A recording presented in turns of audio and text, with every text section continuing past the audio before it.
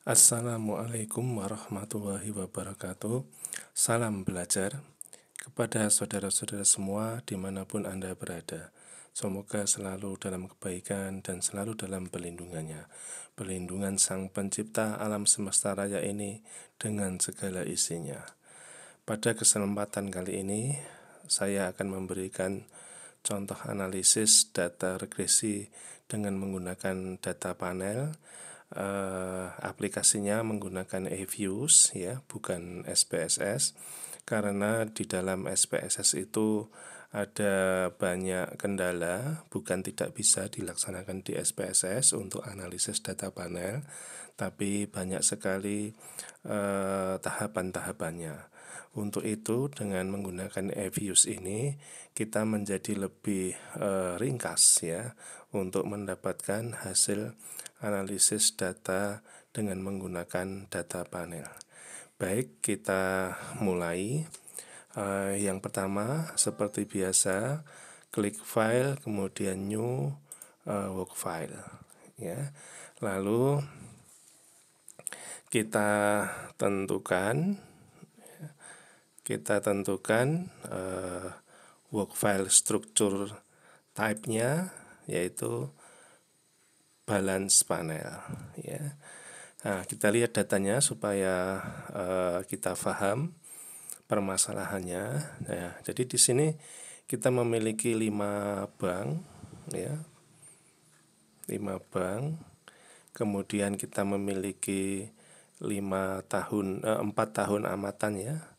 4 tahun amatan dalam 1 tahun dibagi menjadi 4 triwulan ya. Nah, maka beberapa yang harus kita setting terlebih dulu ya, supaya format data sesuai dengan sumber data yang telah dilakukan proxy terhadap laporan keuangan ya. Kita kembali ke eViews, berarti frekuensi kita menggunakan quarterly ya. Kemudian tahunnya tadi 2014 ya sampai 2017. Kemudian number of cross section itu kita pergunakan 5 ya, karena ada 5 bank ya, sehingga totalnya itu adalah 4 kali 4 16 kali 5 ya. Nah, kemudian kita oke. Nah, kemudian kita memasukkan data ya. Dengan mengetikkan data akan muncul dialog box tempat untuk mengcopy data. Kita buka Excel ya. Nah, ini kita copy.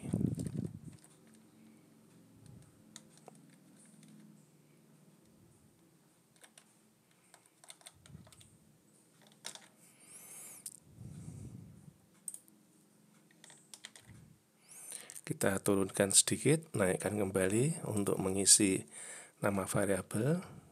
Ingat, nama variabelnya sudah didefinisikan di sini. Kita bisa lihat Y-nya sama dengan ROA, kemudian X-nya adalah CAR, NPL, dan LDR.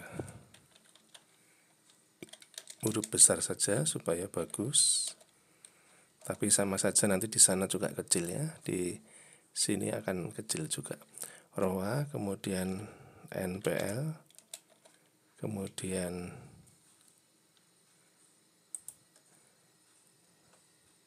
CAR, NPL, dan LDR ya, kebalik ya. Kita ulang.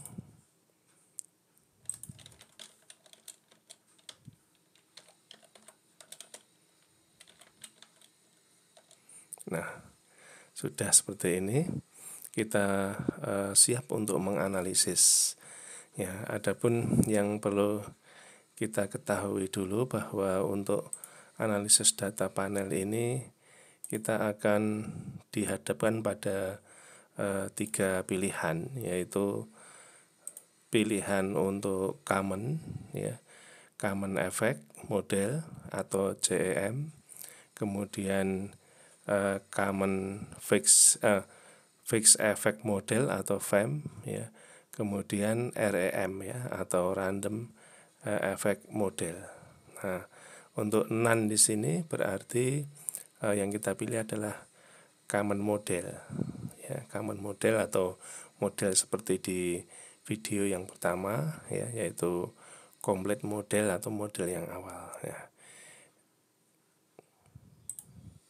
Ini kita seperti biasa ya, kita memasukkan formulanya ROA, kemudian C, CAR, NPL, dan LDR ya. Kemudian kita oke. Nah ini ya hasil dari ROA ya, terhadap CAR, NPL, dan LDR dengan menggunakan common model. Kita lihat R square-nya 0,63, lalu signifikansinya untuk CAR itu tidak signifikan, lalu NPL signifikan, dan LDR hampir signifikan ya. Ini kalau 10% masuk ya. Nah, kita lihat ya uji normalitasnya apakah model ini bagus ya. Nah, kita lihat uji normalitas. Nah, ternyata tidak normal ya, 0,02 ya.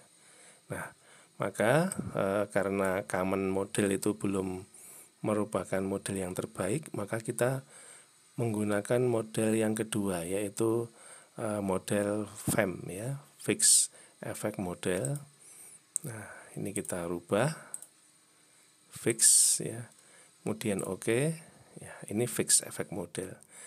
Kita lihat di dalam fixed effect model ini T-nya menjadi signifikan 3 ya.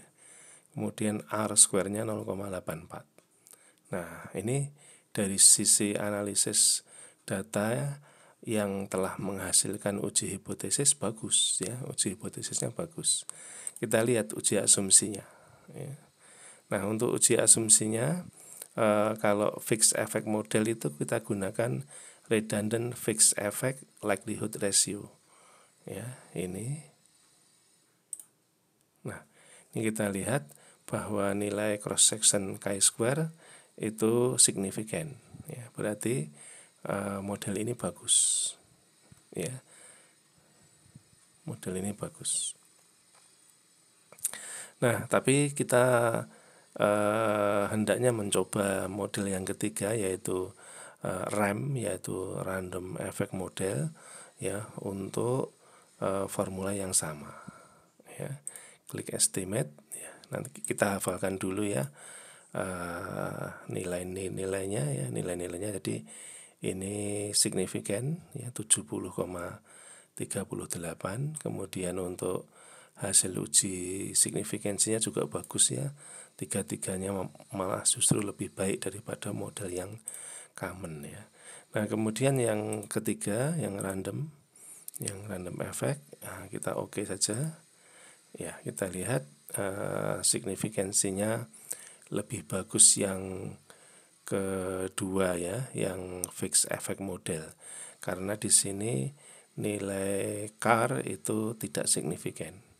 Kemudian nilai R square-nya lebih tinggi yang FEM juga ya. Nah, kita uji dulu untuk kebagusan modelnya. Kalau RAM itu menggunakan correlated random effect Hausman test ya. Ini kita klik. Nah, sama-sama bagus ya, cross section randomnya bagus, tetapi untuk hasil uji hipotesisnya masih lebih bagus yang model FEM. Maka model FEM itulah yang bisa dipergunakan untuk pengambilan keputusan. Nah, singkatnya seperti itu. Nah, jadi ini kalau kita sudah memutuskan ya, kita sudah memutuskan bahwa model FEM yang terbaik, berarti kita ulang ya, analisisnya kita ulang dari awal untuk kita kumpulkan di dalam MS Word untuk diberikan komentar ya. Nah, yang pertama ini kita kumpulkan dalam MS Word.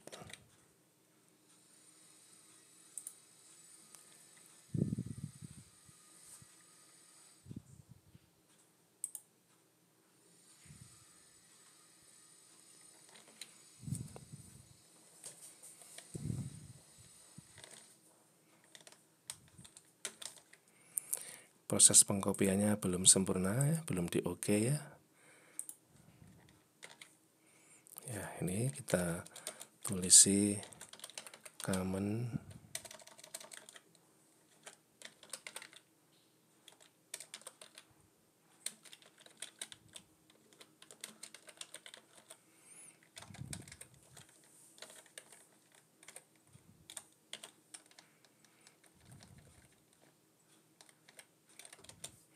kemudian uji normalitasnya kita sertakan sebagai alasan mengapa tidak dipergunakan ya.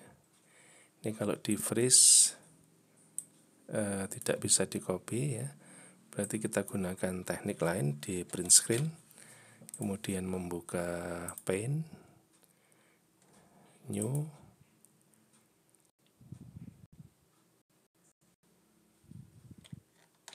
Paste ya. Kita crop ya, kita ambil yang penting saja.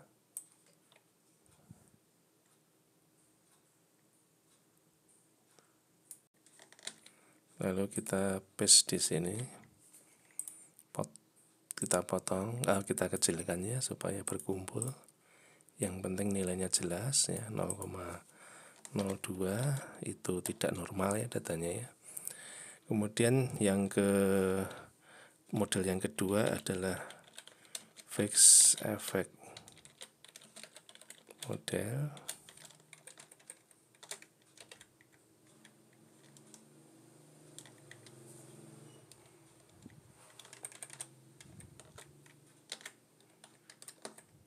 Kita membuat untuk yang satu sekalian ya.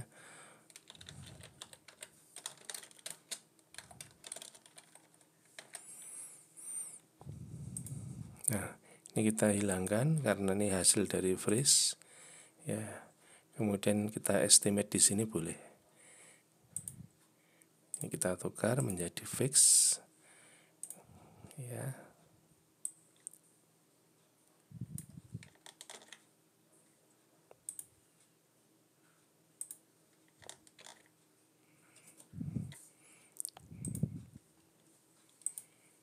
Ya, boleh kita cantumkan normalitasnya 0,08 ya, 0,08 bagus ya, normal datanya.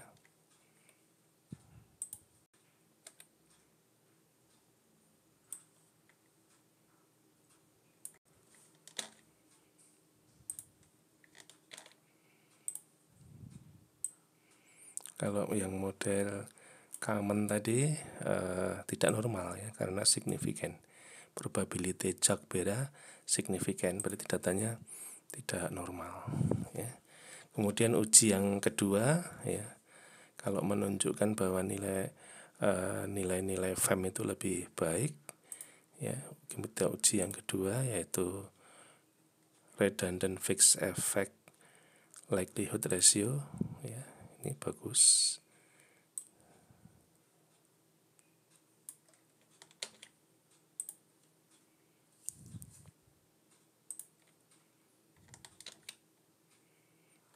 Ya, kemudian cukup ya, tidak perlu menggunakan uji hetero ya, tidak perlu menggunakan uji hetero karena memang di dalam EViews 7 ini kalau kita mau mencari uji asumsi klasiknya hetero tidak ada ya.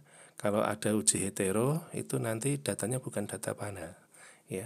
Jadi cukup untuk normalitas dan uji redundant fixed effect kalau untuk yang FEM ya. Baik, selanjutnya kita uji yang terakhir yaitu random, kemudian OK.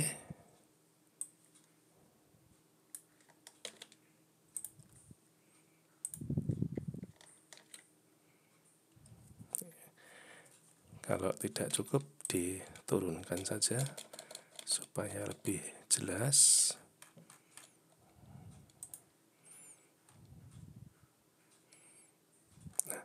Kemudian untuk uji normalitasnya,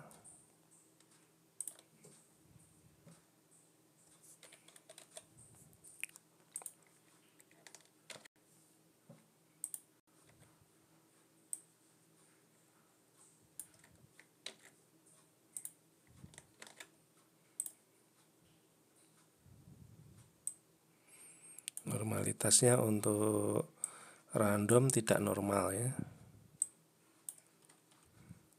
Ini memang hasilnya lebih besar.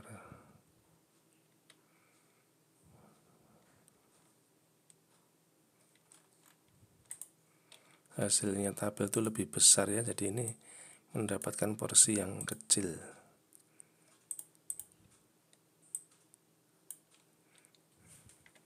Tidak usah dikecilkan, nanti tidak original ya. Biarkan ini saja, ini sudah dikira-kira aja cukup untuk dibaca nilainya. Nah, kemudian ini untuk fix random effect yang random ya, yang Hausman test.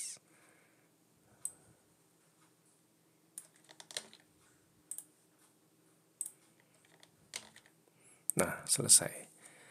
Nah, jadi untuk menjelaskannya di dalam skripsi atau tesis itu kita hanya menyimpulkan dari kronologis ya, dari mulai pemilihan common effect ya, kemudian hasil uji T-nya seperti apa, hasil R-square-nya seperti apa, kemudian untuk uji asumsinya normalitas seperti apa, itu kita laporkan ya. Kemudian secara kronologis seperti itu, untuk fix effect juga sama ya, kita lihat nilai T, lihat nilai R-square, lihat nilai uji normalitasnya, kemudian untuk uji kebagusan model ya dari fix effect test ini dengan menggunakan likelihood ya, ini juga memenuhi syarat. Nah, jadi ini adalah model yang terbaik ya. Ini adalah model yang terbaik, maka Anda untuk pengambilan keputusan atau kesimpulan dari hasil penelitian Anda gunakan model yang fixed effects. Begitu. Selamat belajar, sukses selalu. Terima kasih. Wassalamualaikum warahmatullahi wabarakatuh.